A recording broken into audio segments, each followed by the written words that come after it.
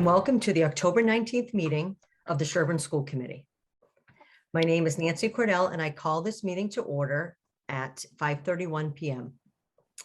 This open meeting is being conducted remotely, consistent with the Act extending certain COVID-19 measures adopted during the state of emergency and signed into law by Governor Baker on June 16th, 2021. Information on how to join remote school committee meetings and meeting agendas are posted on the Dover-Sherborn District website. Please note that this meeting is being recorded. Please be aware that anything you broadcast may be captured by the recording. And before I go through the public comment protocol, I'd like to know if we do have anyone that will be making public comment this evening. Is this one screen? I don't see, there's no second screen, correct? No. Okay, great. Well, then the community comment section, we'll move on from that since we have no community comments. And we will go into, hold on, let me just get the right agenda. Okay, we will go into, do we have Monica or Peter here? Yes. Okay, hi, Peter. Yeah. Great. So Peter, we'd love to hear from you about the CSA update. Wonderful. Thank you for having us. Monica, I believe, is with us on the phone. There she is. She happens to be at a CSA event right now. She's okay. We have a new families thing at the Sherborn playground, so she's doing double duty for us. So a few things. We're working closely with Dr. Brown and all the staff at the school and really appreciating their help, very much so. A few things. The first thing is overarching goals for the year. We're first looking at institutional memory. As you may know, the CSA presidents, you have a one-year term and then you move on. So it's not like you have a 3 or 4 year term and you're trying. So there are a lot of things you're trying to figure out. We're getting a lot of help from Dr. Brown, the past presidents, Tara and Royale, but it's very helpful to have some institutional memory. So this year, in that vein, we're focusing on creating a Google Drive with all kinds of documents that show process, anything, and I'm even calling them recipes. So we have things for, say, creating a teacher appreciation day, or there was a teacher luncheon the day before school started. So literally took notes and made about a 6-page document about where you order food, what kind of food people like, decorations, things like that. So institutional memory is a big thing, as well as part of that subset is the roles. So we have about 25 people on the CSA doing events. We have the treasurer, vice presidents, but we have people hosting it, setting up events, hosting new families, Metco, all kinds of things. And we're getting role descriptions for all those people and all those roles so that next year when someone new's in the role, or 2 years from now, they'll have some basic guidelines of what people have done in the past for their role. So that's the overarching goal for the first one. The second one is simply educating people. As Dr. Brown noted to some new families recently, we're not a community sharing agreement. We don't share vegetables and fruits and things like that. I guess we could, but it's educating people that we are basically, as people normally think of, a PTO or PTA. And part of getting our name out there, if anybody's had kids go through Pine Hill, you may remember an ice cream social, typically the first week of school. Kids and families show up who are just starting in kindergarten or preschool, or who've been there several years. And some nice people are handing out frozen treats, popsicles and ice cream sandwiches and otherwise. And I have to say, 2 years ago when my son Jack started, I didn't know who these nice people were. We now have people wearing t-shirts that say Pine Hill CSA on them. We have boards, poster boards saying what we do. Matter of fact, can I share a PowerPoint slide with folks? Is that okay? Yes, you should have permission. Thank you. Let's see. I think you folks can see this. I'm going to bring your attention to the back of our CSA shirt. It says Pine Hill CSA volunteer. So our folks are wearing these at the events just to let people know, hey, I'm with the CSA, volunteer my time. And it's a way of kind of just inviting conversation. So if you look at your far left under the words Pine Hill CSA, you'll see several of our volunteers there at the ice cream social. giving out ice cream bars of various sorts. And to their left, or to our left of them, is a board that talks about some of the things we do with our funding, $50,000 raised by the CSA each year, what we do with those enrichment programs. So we're trying to help educate folks on what we do. So those are two overarching goals: institutional memory, and then educating folks on the scope of what we do. Some of the things we've done already this year: teacher stipends. Each year, the CSA hands out at the very beginning at that teacher welcome luncheon about $10,000 in stipends for the teachers to use in various projects each year. So that's just the very first thing, the day before we even kicked off school. We have several folks focused on enrichment programs. And again, if you've had kids go through Pine Hill, each grade level typically has about at least 2 programs sponsored by the CSA each year. Right now, my son in 2nd grade, they've just had folks actually from NASCAR come in on video, and it's kind of a science experiment. There, if you think about, we've made in the past volcanoes using vinegar and baking soda and how that bubbles up. Well, they're using similar ingredients, maybe lemon juice and baking soda, to help power a small NASCAR vehicle in a sort of science experiment on propulsion and speed, I think. So each class gets each grade gets a couple of these programs every year, and it's cost several $1,000s, thankfully funded by our Pine Hill community through the CSA. I know last year my son, their class had in Marty Kelly with a fun, he did some illustrations and had a book that he read to folks. And they also had in the Science Museum from Acton. So that's example of enrichment. Social events, we have a new families committee, and that's what's going on right now at Pine Hill School. You have Gita Rousseau and Yuji are greeting families that are either new to Sherborn or just new to the school. We had one about 2 weeks ago that was at the beginning of the day. As a matter of fact, on your bottom right, you'll see Dr. Brown speaking to some people in front of the nice spread of food that we had at the breakfast time for that new family greeting. Well, on the flip side of the day, for those parents who couldn't make it in the morning, we have something going on after work right now at Pine Hill. I'm sorry, at the playground. So that's one of the social events. How do we get this money for what we're doing for these many enrichment and other programs? We have fundraising. Several of you may have participated in the Pine Hill 5K over the years, perhaps this year.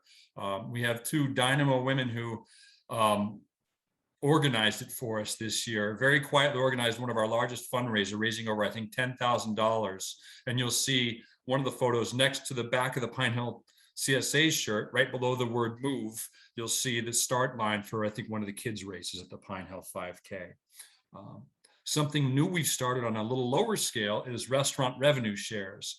So there are several restaurants in the area. We started with Anthony's Coal-Fired Pizza, who you go there and we get families to go there and say, I'm with Pine Hill School or the CSA, and basically you just pay for a dinner.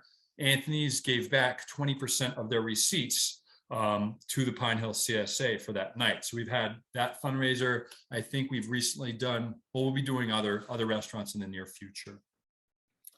Of course, if anybody has kids in school, we also have Monster Mash coming up at the end of this week, always a very popular event around Halloween. So kids are going to come this Friday afternoon in full costume.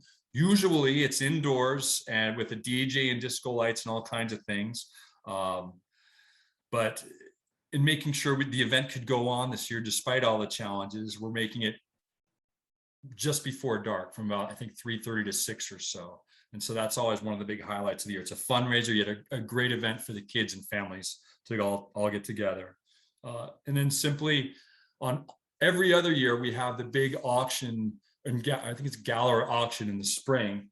That will not be happening this year. So like last year, we'll also be doing a winter fundraiser. And that's where we'll be asking folks to donate to help make all these activities possible. Just a couple more things here. Communications team has been very busy. You'll see at the bottom of this slide, the new just the sign when families drive up to the school to drop off or pick up their kids or come for some other event. We have that nice sandwich board. In this picture here, it's advertising new family pizza event that we held at Anthony's, as well as Monster Mash. So our communications folks keep that going. As well, we have a lovely weekly CSA newsletter that is sent out. I think it's typically every Monday with all kinds of activities going on, typically connected to the school, but also some that are just in the community. So advertisements about registration for girls soccer or boys lacrosse or things like that go on. They're advertised in this great newsletter. It's one of the primary news outlets for goings on around the Pine Hill School. To complement that, the communications group has been very busy updating our Pine Hill CSA website this year with some of the upcoming events as well. We have a relatively newer community page that was added and bolstered last year, showing it's all kinds of links to things in the community, from town hall to farm pond activities to the many youth sports and activities, dance and other arts activities going on in the area. So that can all be found on the Pine Hill website, part of what our communications team is doing. Finally, Co-President Monica Acharya has been very busy with an initiative that she's taken to help review and update our bylaws. And these are some things, she's done a lot of work, let's put it that way. And it just involves reading them, reviewing the bylaws, and making sure we have the right number of board of directors. You have to have a quorum, as you well know, for voting, not too many. There are certain limits on people you have. So we have people officially on the board of directors who typically are active throughout the school year. Then we have some other folks who are in other posts that may be more active at certain points during the year, that like organizing the Pine Hill 5K. Once they're done with that, their role is really, they're pretty silent for the rest of the year, but they've done a ton of work in the months of September, getting ready in August, getting ready for it. So Monica's been busy making sure the bylaws work and making a couple changes, allocating spots here and there. I may have taken 10 minutes, I don't know, but I think that's probably enough from the CSA. Are there any questions for me, or we move on? Could I just add here, on the important thing about the updates and the board of director updates that I'm working on, we wanted to ensure that the family and friends committee, which is really our diversity and inclusion, if you may, the people who work with Metco, we wanted to make sure that they were a part of the board and they got all the highlight needed, because they have been putting in a lot of work. And the fact that we are going to go through an audit too this year, we wanted to ensure that that was included and was, thought about. And then there's this extension clarification document, which we are also publishing. The fact that we are, working as a goal on institutional memory. We wanted to ensure that any decisions we are making now are captured in that document and is available for others to look at. So they're not like constantly updating bylaws, but they understand why is it that we are taking certain steps and decisions and are able to follow through, the reasons why we did this, or some events that have caused to do this. Great. Dennis or David, does anyone have any questions? I do not. Okay. Thank you for the update. Nope. Both. Yeah, Peter and Monica, thank you. Great, great update. And I love how, I think the CSA, I've had 2 kids through the school system. And I think this is the first year I've heard about really kind of looking and evolving the whole organization, which I think is great, because I think the fundraising and all the great things you have down pat. So I love that this is the next step, and doing the bylaws is like the unsexy part of what the CSA is, but it's such a needed thing to do. So I applaud you for taking the time and doing that too. So thank you. We love everything that you guys put on for the kids. It's always, everything is a hit. So thank you. Thank you for your time and a great update. Thank you. Okay, great. Kathleen, next up is the superintendent update. That's a hard act to follow. I know. So Monica and Peter, thank you so much. There's nothing more important than volunteers, especially community and especially parents, not just for your own kids, but making sure it's an inclusive environment. I had the opportunity to come over to your September ice cream social. I was amazed at how many people were there. Thank goodness it was decent weather. The kids were enjoying themselves. It just felt good, to be back and to see the things that are so important, in the lives of not just the educational pieces, which obviously you're taking care of that also, making sure there are educational opportunities in classrooms, again, put on by such a caring group. So So thank you. So let me do my superintendent update. So I'm really excited to tell you, each week I am clearly trying to make a priority. Thank you, Beth, for sharing this, but to get into the schools. And I'm doing something a little bit different with my visits. I'm certainly spending time with your leadership team. Don't forget, I still call myself fairly new. I learn something new every day. I enjoy working with Dr. Brown and her team, coming in and seeing what's happening in your classrooms. I shared that last month. One of the things I'm going to be doing, and I'm trying to get into as many classrooms as possible throughout the district. I know this week I have a day planned for Chickering and Pine Hill.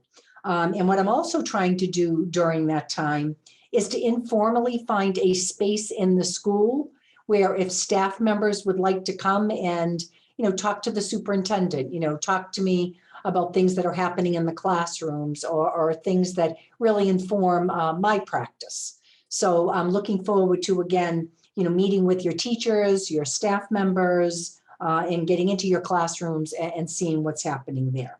I mentioned attending as many school events as possible. Last week, I was so pleased to be able to attend at your high school level the National Honor Society induction.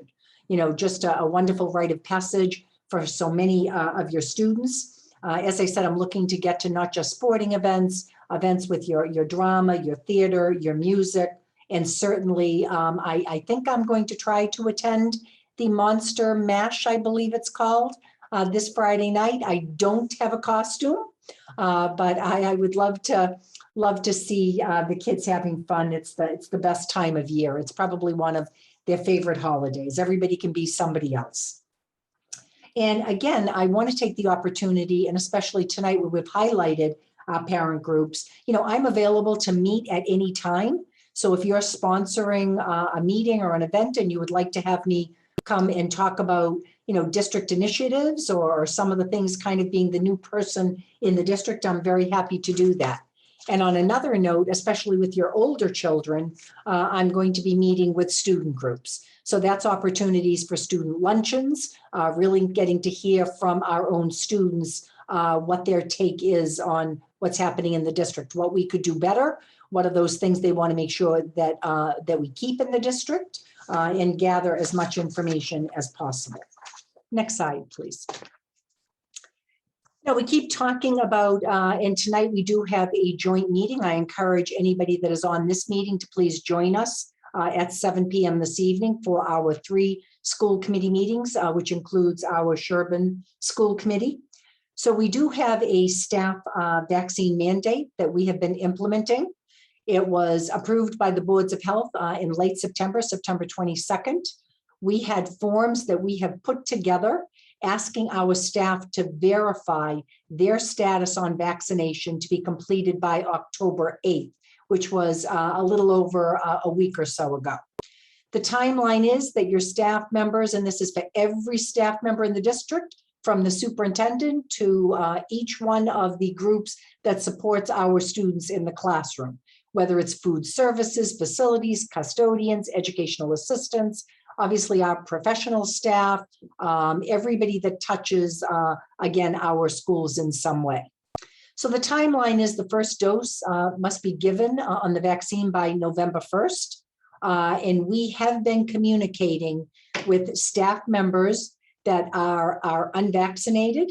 And there are opportunities with exemptions in the areas of medical and religious exemptions, which I am looking at with my team.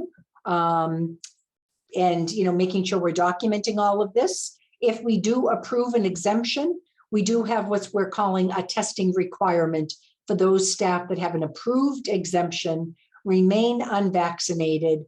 And we're very fortunate to have the pooled testing happening at both our elementary schools. I believe on Monday it's Chickering for those families that have selected this wonderful option for keeping our schools safe. And on Tuesday, it is Pine Hill. So during that time, the staff members, if there are any, would take part in a pool testing to, again, be assured that we're keeping COVID-19 as much as possible outside our doors. And I think we've been doing a really good job. The guests to the district, and that includes parents. Parents that come in, such as, again, your parent organizations or attending events. And the procedures, though this does not require them to be vaccinated, it is not a policy for them. But what we certainly like to do is make sure that we have the mitigation strategies in place for those people. They're outlined in our district policies, include masking at this point for anyone that enters our building. Next slide, please. So I've been talking about, and I think this is really important, I've been talking about school committee professional development. And I want to thank our school committee members. We actually met on October 7th from 5 to 8 p.m. in the middle school. We had a member of the Mass Association for School Committees, Dorothy Presser, a field representative. I worked with Dorothy on so many occasions. She did an excellent job, as did every one of our Dover school committee members and our Sherborn school committee members that had an opportunity to attend. If you did not have that opportunity because life gets in the way, I know that we have materials. I'm happy to sit and go over some of the things we have, but we talked about what are our operating protocols, our norms for how we govern, how do we communicate, how do we improve our practices. So again, we're going to be having a follow-up with the superintendent with all 16 of our members in November to now take a look at those protocols that we find important and to actually put them together for all of our committees. Again, talk about communication and our practices. We had an additional training on open meeting law and public records request last week on October 13th. Again, presented by Joan Stein, your legal counsel, who did another excellent job. Lots of questions. You know, we remain committed to being transparent, to making sure that our community knows the very important work that we do each and every day to keep our kids in school, to make sure they have every opportunity possible, and at the same time to include our public who are so supportive, especially of your schools in Dover and Sherborn. We're going to have ongoing trainings throughout the year. Some of this is through MASC at no cost to the district, and this is going to be on conflict of interest, special education law, collective bargaining, school leadership standards and evaluations, and most importantly, because you are in a year of hiring your superintendent, on hiring and evaluating the superintendent, which is an important role of your school committee members in the 3 school committees. And next slide.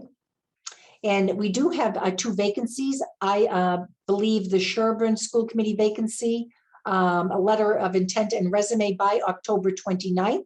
So we still have a little bit of time to go. And that is to Diane Moores. And that is, I believe, through the town of Sherborn. The appointment will be permanently filled until your town elections, which will happen in May 2022. So they're filling the term of Angie Johnson, who has taken on the opening in our region school committee. And next slide, please. And I guess before you go on there, I have to say, I hope you hear the excitement when I talk about what a terrific group of committed school committee members you have throughout the district. I really was a little overwhelmed when I was told there were 16 of you. It has been really professionally rewarding for me to work with each and every one of you. I've gotten an opportunity to speak with you, to hear about some of the things that you find important and what you would like to see the direction of the district to go in. So anybody out there that wants to take part, again, please put in your information. And I'm going to hand it over now to our Assistant Superintendent, Beth McCoy, and any questions I'm sure we can answer at the end. Beth? Thank you, Superintendent Smith. Good evening, everyone. Just a few quick updates from the teaching and learning lens. I wanted to remind everyone that we've been taking advantage of our elementary leadership team and coming together on a monthly basis. So that includes Dr. Brown, Ms. Gullingsrud, Dr. Reineman, and Mr. Carnes from Chickering, as well as Kate McCarthy, our Director of Student Services, and Naomi O'Brien, our elementary special education coordinator. And we're meeting each month to put our heads together about enacting our school improvement plans, sharing ideas, making sure that we're on the same plane with curriculum and instruction. This year, a lot of our focus will be around the Readers Workshop that we're rolling out at the elementary level through Teachers College, talking about how we're using our literacy, math, and social emotional learning specialists across the 2 schools and how they're collaborating. looking at the data to make sure that we're providing students with the academic, social, emotional, and behavioral supports that they need, particularly coming off of pandemic, as well as at this time of year talking about budget and what is practical and what our dreams and visions for the future might entail. So definitely enjoy those meetings, and I appreciate Dr. Brown and Ms. Gullings for their time. We are also rolling out the Panorama Data Dashboard. So as you heard me speak at a former meeting, one of our goals this year is to make sure that we are looking at data consistently to provide students the support they need. Again, I mentioned academics, social, emotional, and behavioral realms. So Panorama is a dashboard that allows us to take all of the information we have either in our student information system like grades, attendance, behavior, or in other systems around literacy, math benchmarks, and put them all in one place so that we can look at the school as a whole for trends. We can look at classrooms, we can look at individual students, and even put in notes about interventions that we're providing kids. This is a K through 12 initiative. So what's really nice is that for years and years and years, our elementary leaders, our middle school leaders, our high school leaders have been creating spreadsheets and keeping track of data that way. But this way, now that the information is going to be in Panorama, if, for example, a 5th grade student is getting support with their reading, when that child moves up to the middle school, that information will go with the child, and the English teacher and the reading specialist can keep an eye on the student to ensure, if there are extra supports or interventions they need now in their new building, that they do get them. I'm also taking a tour of the 4 faculties. We talked about the proposed changes to the evaluation system. So I've met with all 4 faculties at this point, and I believe that they have or will be voting to hopefully adopt the proposed changes. And as you'll hear at our joint school committee meeting tonight from NYU, an overview of the equity audit process. NYU is also visiting each of the 4 faculties to answer questions, get to know the faculty, learn a little bit more about DS and its schools. Lastly, we are always looking for good substitute teachers. So if you know anyone who might be interested, please have them call Dr. Brown, central office, and we will certainly get them signed up as soon as possible. Thank you.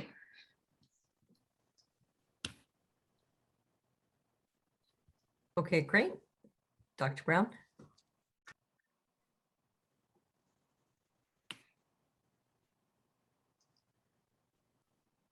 You're on mute. You're on mute. Boy, the faculty wishes they could mute me sometimes, I bet. Hello and good evening. Before I segue into a couple of the talking points I wanted to make this evening, I just want to give one more shout out of thanks to Peter and Monica. It's clear from the presentation they made a few minutes ago about the big picture thinking and organization that they're bringing to our CSA. They're also doing a wonderful job honoring the traditions that Pine Hill is beholden to, and all of the special touches. For example, a week or so I was driving up in the morning and there was a personalized welcome sign for 2 of our brand new students who were starting that week. So their head is on the big picture and they are definitely in the details as well. So I really am appreciating all the leadership they're bringing. The couple of big points that I wanted to talk about tonight that really are important branches of the school improvement plan and the growth that we're working hard to embrace segue nicely from what Beth McCoy just reported on. Our grade level teams just finished their first round of what we call data cycle teams. We meet with each grade level team. Those are the grade level teachers, our literacy, math, and social emotional learning specialists, our intervention teachers, and of course, Allison and myself, administration. And we teachers put a great deal of thought into the quantitative data they're collecting around student performance academically and in the social emotional learning arena. And they're putting a great deal of thought into the qualitative observations that they're making day to day. And all of that information comes together and we we make sure that everything, that students who aren't making efficient or effective progress for whatever reason, that we're responding to that with targeted support and intervention. And you've heard us talk at previous school committee meetings about the MTSS, used to be known as the RTI system. That's our how we respond to make sure that students get support on a tier 1, a tier 2, or a tier 3 level, depending on what they need. And our data teams just wrapped up for the first cycle. 112 of our students will be receiving intervention in math, literacy, or social emotional learning. It's a spicier year than usual with all of the disruption that we've had last year. And I'm reminded some of our new students were in a remote learning scenario for 18 months. If they were coming from more different kinds of districts or urban districts elsewhere in our state. So our teachers obviously have the challenge and the gift of making sure that they are doing a great job with their grade level curriculum as always, and recognizing the leaps that students are having to make from last year to this year, and to think strategically about how we can best support children who have gaps for whatever reason in their learning. So we're really proud of the outcomes of those data team meetings, and I'm confident that our students will receive what they need. In my report, I mention our gratefulness for how the district is letting us be very creative in using some of the ESSER funds that are available to us to add both social, emotional, and academic intervention support, among other things. The panorama dashboard that Beth mentioned is new. We met with our grade level team leaders. We call them PLC leaders, professional learning community leaders, just this morning to do deeper training in that, where our teachers are, as always, digesting a lot of new information and learning. And that is will be a wonderful repository. I was talking this morning again with a teacher rep from each grade level. In the old days, we spent a lot of time creating all of these places to house data. But if you were a 4th grade teacher, you couldn't efficiently look at a child's growth over time without doing a lot of forensic digging. So now that data will travel with students in this digital dashboard. I also love it because every day I can click on and it shows me whose birthday it is that day. So that's a little feature that's kind of fun. I also spoke to, again, piggybacking on what Beth mentioned with regard to the professional growth and evaluation system. One of the requirements for every professional educator is by October 15th, they need to have met with their evaluator, their primary evaluator, and we set goals. We set professional learning goals, we set student learning goals that drive each individual teacher's growth plan for the upcoming year. And that's how we prioritize the resources of time and money and professional development that we will support teacher growth with. Lots of our grade level teams collaborate on shared goals. And I mentioned some of the flavors that our educators are working on with regard to curriculum improvement and areas that tie in with the school improvement plan and the district strategic plan. Hot off the press, we found out yesterday that a grant that our very own Marlene Custodio, who's on this call, wrote last spring to our education foundation, was approved. So we are one of the silver linings, if you will, of the pandemic. We're adding 10 more outdoor eating tables over the next couple of weeks. They'll be arriving, and it allows classroom teachers or grade level lunchroom duty people to have access to eat outdoors. So we're excited about that. I think there's, this is my final slide, and again, implied in everything that our CSA co-presidents mentioned. I just wanted to assure you that we are continuing to be prudent about how we gather at Pine Hill School, where we're assembling only half the school at any given time for all school meeting and streaming to the other half. We're not yet in a place, obviously, to convene the whole school in one space. And any of the events that our CSA presidents mentioned are happening outdoors,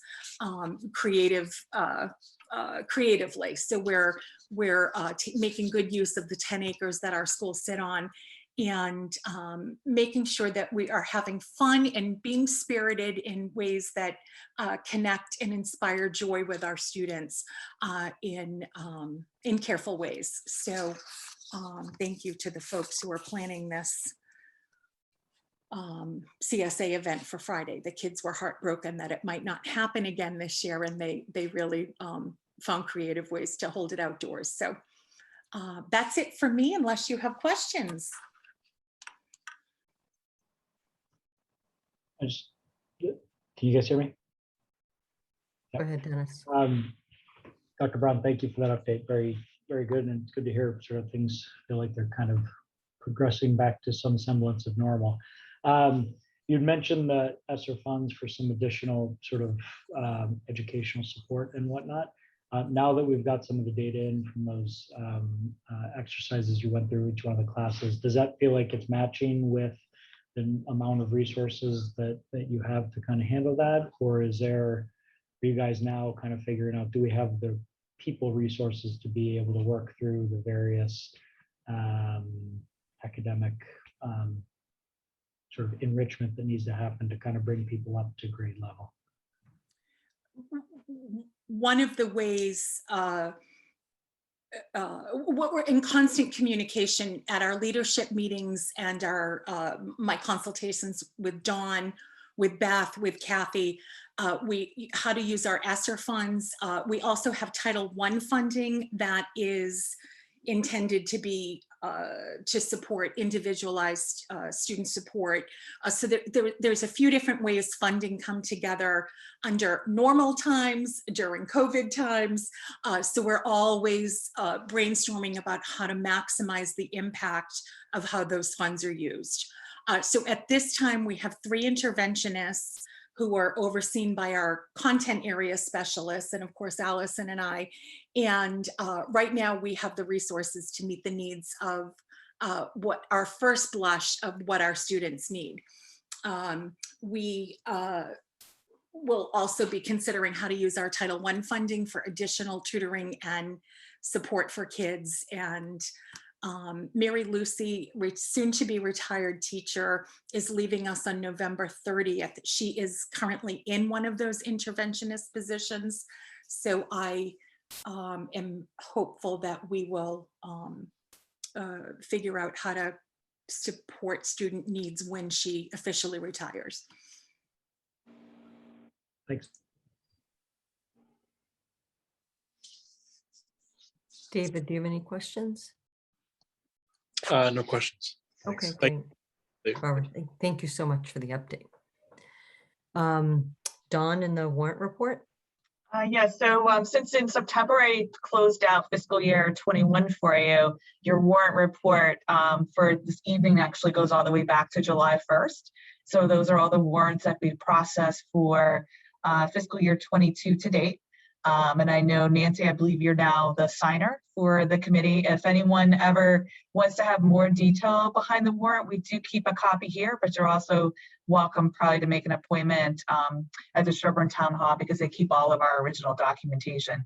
What I provide for you is sort of the amount that the total warrant was, and then what fund it goes against. And that's why you'll see things like circuit breaker, general fund. You'll see we've already spent some ESSER grant money, Title I. So it gives you an idea of where the expenses are being charged against.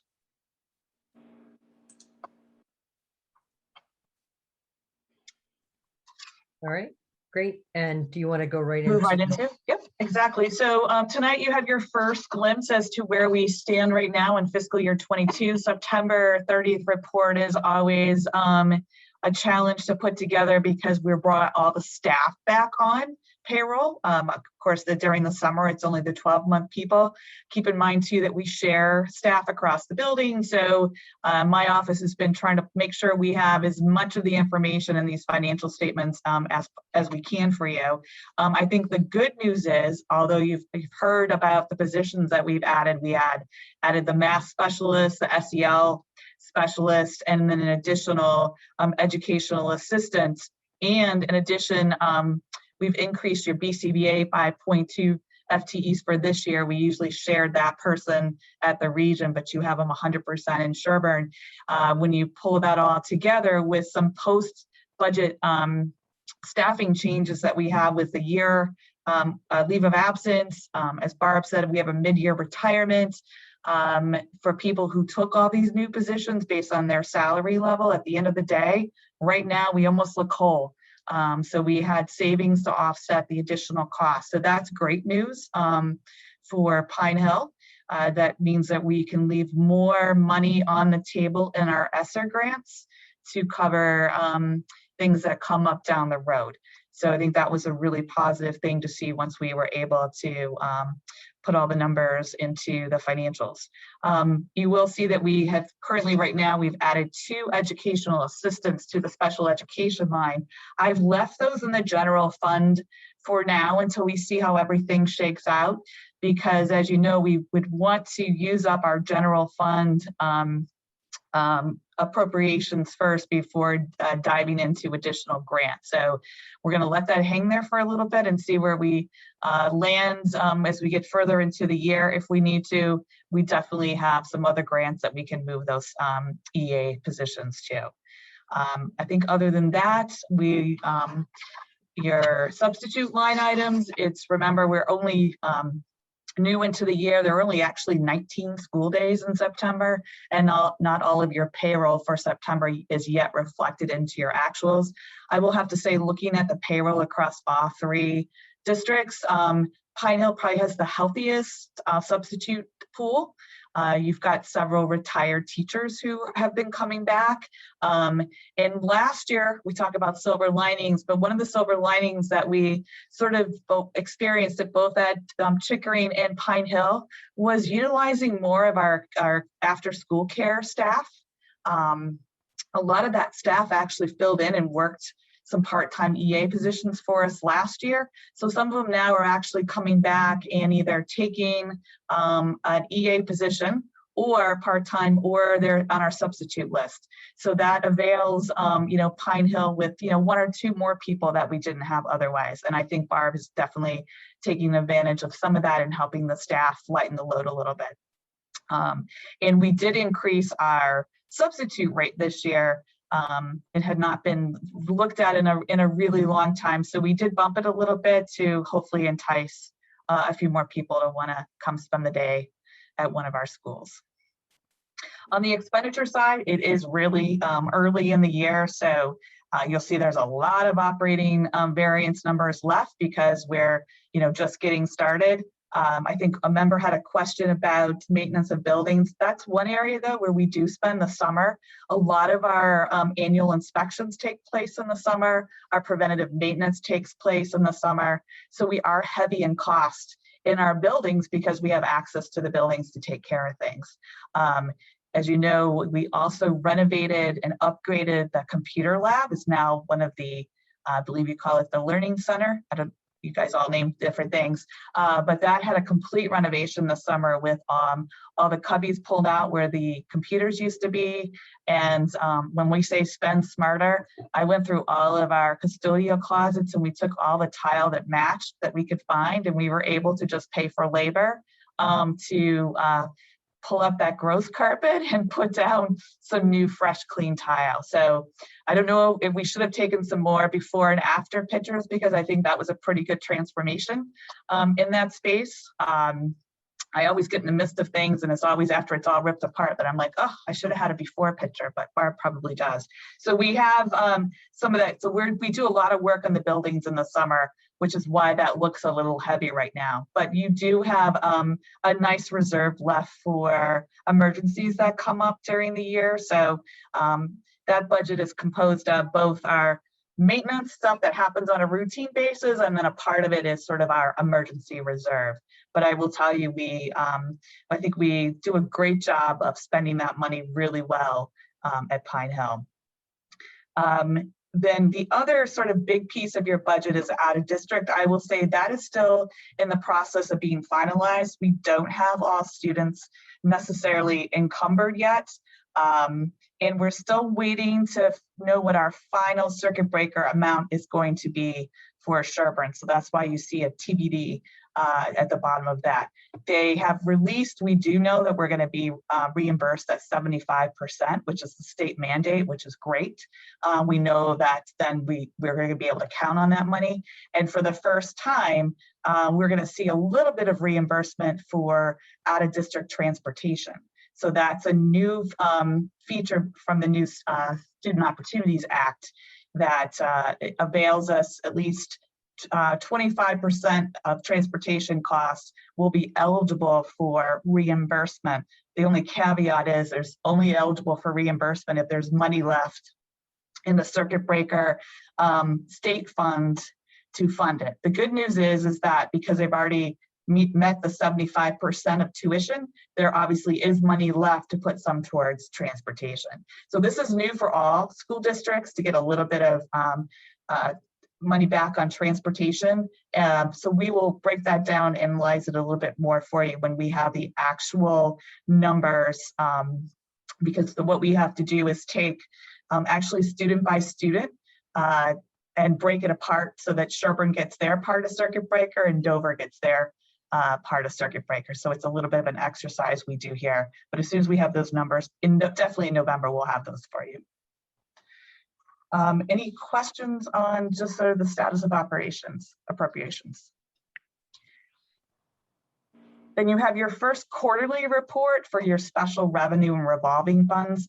Obviously, your first quarter is pretty much the summer, so there's not a lot of activity, but it just allows you to see some of the funds that you have access to that we draw from for various reasons. That's right, it says, as we mentioned, circuit breaker, we have not received any revenue yet. So you see a little bit of a decrease in that, but once we get those numbers, that will be reset. So there's not a lot of activity. The good news in the cafeteria, I will say, is that we are seeing higher participation in all of our schools. And Pine Hill used to always be our lowest participation for the school lunch program. I do think that families have finally realize that it's free lunch. And so I think that's a huge benefit to not have to, send your child to lunch with a lunch every day. And I will say our food service puts out a pretty high quality meal. And so I think, Janelle, Madden, and I were talking about this last week. It's great that we're getting this exposure free of charge, because we're hoping that when we go back to actually charging for lunch, that people will say, hey, that was really good. I'm going to continue, participating in the lunch program. So that's, another, we talk about silver linings that potentially is coming from this. And I will say Janelle is working, I know you've seen it in the news, but it's been working extremely hard on food procurement. So she's being very savvy. We've thrown out the idea of being able to do menu planning a month in advance, and she's taking advantage of whatever she can acquire from our mini vendors. So we're in good shape on that. Thanks for the detail, Don. That was great.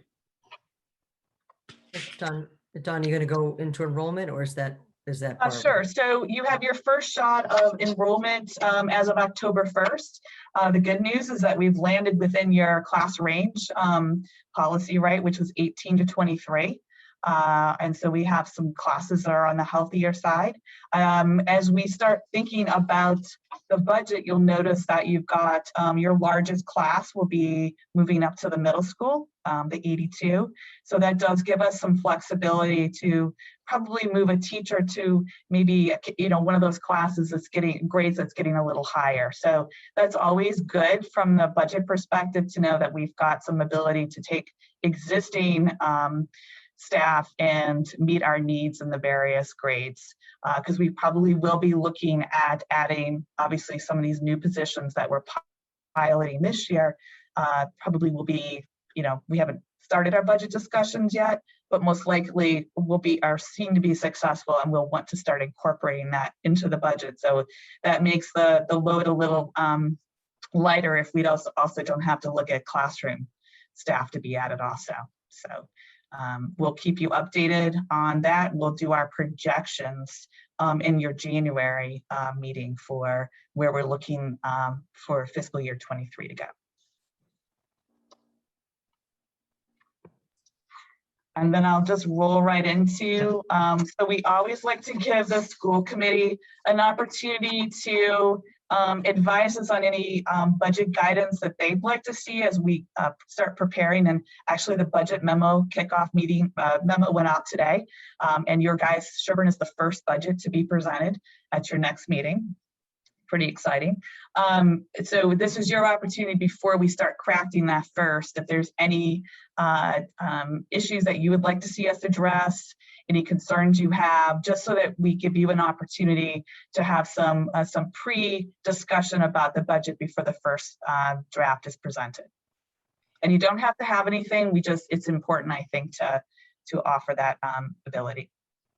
Well, I think the one thing that comes to mind that's been tossed around and talked about is the addition of air conditioning in the building. Okay, so that would come in our capital discussion. Okay. Right, so I think there's probably some preliminary work that needs to be done before we can sort of bring the whole idea. But we do have a new director of facilities, Sean McGee, who sort of brings a fresh perspective too. I've been updating him on some of the quotes that we have acquired over the years for Pine Hill, because we talk about it, it goes away. We talk about it, it goes away. So we do have some prior history of options to consider. As you know, your one capital project from fiscal year 21 was a replacement of the HVAC system that provides air conditioning for what used to be the computer lab. And so Sean and I were talking about that actually just yesterday, and looking at the capacity of that and knowing what the space is. We're looking to see maybe if there's something that we can do moving forward. So I don't know, if we want to be smart about what we do. No, exactly. But I don't know, and forgive me, I don't know exactly. This seems like this is the area to say, to put this in. This seems like the right time to say, as we're thinking about 2023, that there's been enough parents, enough talk of not having in 2023 not having air conditioning in a building. And if there were quotes that we could, if there were ways to get the air conditioning in versus, putting a unit in every room, I think that's something that we should really look at. Barbara, you can, if you can weigh in as well, but it bubbles up all the time with parents and kids. And especially I hope in 2023, we're not wearing masks but if we are again in a hot, it just, comfort. Has the school administration looked at, any programs? Like I know there's the Mass Save program for residential housing. Have they looked or explored anything in terms of any funding that could help offset the expense for so I think HVAC? I think before you do that, it's coming up with what is so the mini splits is what they actually did at Chickering. So to do like central AC in buildings that have already been built as either building is actually not economically feasible to put all the ductwork in that you need. So we've gotten some quotes around that. So once you sort of know what method you want to follow, then we do both. Sherborn is actually a member of the Green Community, which avails us potential grant opportunities. But when you're adding energy, so it's like a catch-22. We're going to be utilizing more energy versus converting something to use less energy. So I think that's where it gets a little less advantageous for rebates or those kind of grants, because we're only adding to the energy field. So I think that it needs to have some concentrated efforts to come up with a plan. Right. I mean, I think that you don't have to do as much of the selling. So we've done this at the middle school. We've done it at Chickering, where they had a lot of data gathering first to show the temperatures in the rooms and that, you know, to prove the point. I don't necessarily think that that needs to be done to that extent for Pine Hill. But I think there just needs to be a, Yeah, quick question. So in terms of heating, because I actually did this in my own house. So in terms of heating, does the school go off of electricity or gas? gas. Oh, gas. Okay. Yeah. For heat, Because yeah. I know for if your fuel source is just electricity, there are more benefits. Right. So, right. Well, and even the split units that we put in at Chickering actually can serve for both. They can do AC, and they also have the heat pumps in them. So sometimes that's there, and they use oil at Chickering instead of, you know, not gas. So that's just putting all those pieces together. So it's probably just we just need to be truly focused. I will say the initial estimates though that we had were probably in excess of $500,000. wow. So you're talking about a big ticket item, which I think then is why we sometimes stop and pause and say, you know, is the value of that? Yep. For the shoulder season in the school, you know, so that's where we've been. So, so I know that so what we'll do is, who is on your building? Who are the school committee members on your building committee? I was just going to suggest that I'm on it. I think Nancy. Okay, so that's the group. That's the group that's going to spearhead this and work with us, and then work with Sherborn Capital to see where we can go with this. I think, David, a little bit of work had been done on it in years past. I've chatted with some of the folks over in Chickering to get some sort of insight into how they approached it. There's a lot of data. I think this is bigger than just sort of the operating budget, as Dawn had mentioned. Oh no, this is that's why I say capital. This is definitely a capital project, yeah, which is a little bit larger of an endeavor, especially in Sherborn. You know, with the bonding and what else they have on their plan for. That's why, you know, you do your 5-year capital plan. All the departments do it, so the town can sort of you know, sort of spread their cost over the years for borrowing purposes. Yep. All right, well, thank you. From a budgeting perspective, one thing that kind of ties to the point you made earlier on our staffing, especially into future years, have we ever thought about sort of rotational model where if we do kind of have an extra teacher, meaning we don't need 4 classrooms for the classes that remain in next year? Have you guys ever looked at having a teacher go into like the social emotional for a year to gain additional training or exposure to that, and then go back in and rotate somebody else out for a year? Does that get, I would think that that's a budgeting thing, but also sort of more of a school ending as well. You mean versus losing the staff? Losing or yeah. I think we're pretty, yeah. I mean, I think that definitely. Is coming from different places, not necessarily just our, you know, town money and whatnot. So just something that I'd be interested in kind of thinking about. Yeah, definitely. And one thing that, you know, that may be in your operating budget for the air conditioning is that you'll probably go out and we'll do a study. So, you know, Chickering, the Dover School Committee actually used some of their building reserve fund to have a engineer actually come out and do a scope and a study. And that gives you a base cost, because it's really hard to come up with just a base cost. So they'll sort of build a base cost for you so that you have something to at least start with.